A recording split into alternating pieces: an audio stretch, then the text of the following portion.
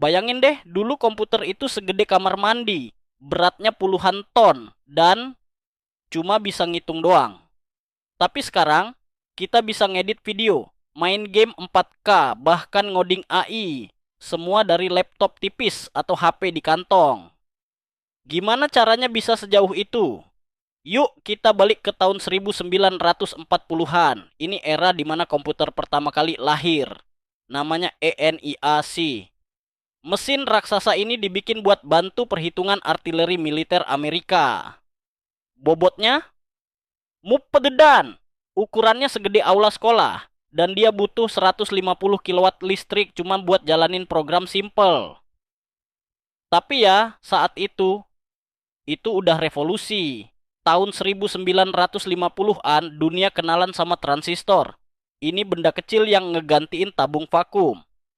Hasilnya, komputer jadi lebih kecil, nggak gampang rusak, dan nggak sepanas open. Di era ini, komputer mulai masuk ke kampus-kampus dan kantor pemerintahan.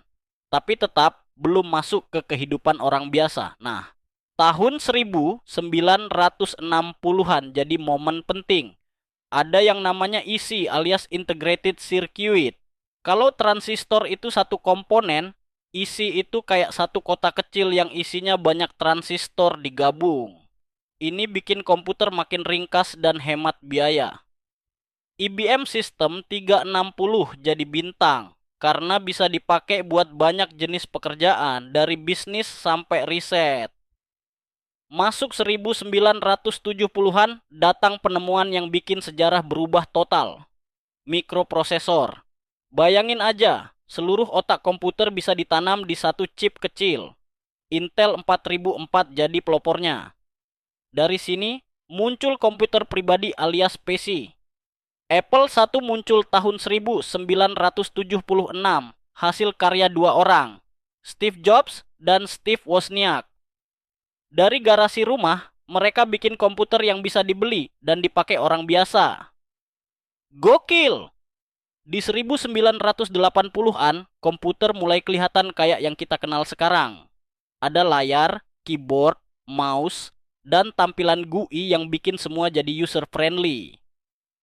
Microsoft dan Apple mulai perang pasar, dan muncul Windows yang terus berkembang sampai sekarang.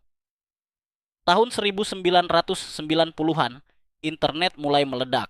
Komputer nggak lagi jadi alat buat kerja doang, tapi jadi pintu masuk ke dunia digital. Dari sini, lahir email, browsing, chat, sampai game online. Komputer mulai terasa personal dan jadi bagian dari gaya hidup.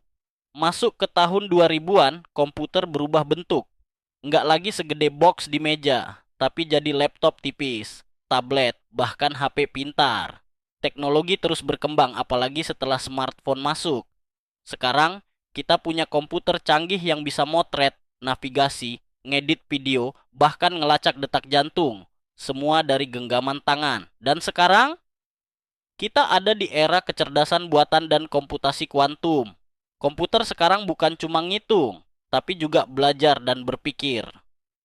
AI kayak ChatGPT, Google Assistant, dan lain-lain udah bisa bantu kerja manusia. Komputasi kuantum ini masih di tahap awal, tapi potensinya gila. Bisa ngolah data triliunan kali lebih cepat dari superkomputer sekarang. Kedepannya, komputer bisa jadi makin nggak kelihatan. Bisa tertanam di pakaian, kacamata, bahkan tubuh kita. Siapa tahu nanti kamu ngobrol sama asisten digital dari lensa mata kamu. Gila banget ya, dari ENIAC segede ruangan. Sampai sekarang kita bisa bawa komputer kemana-mana, bahkan dipakai sambil rebahan. Itu semua hasil kerja keras puluhan tahun inovasi tanpa henti. Kalau kamu suka bahas teknologi kayak gini, jangan lupa like dan subscribe ya, biar nggak ketinggalan konten-konten seru seputar dunia teknologi dan sejarah digital.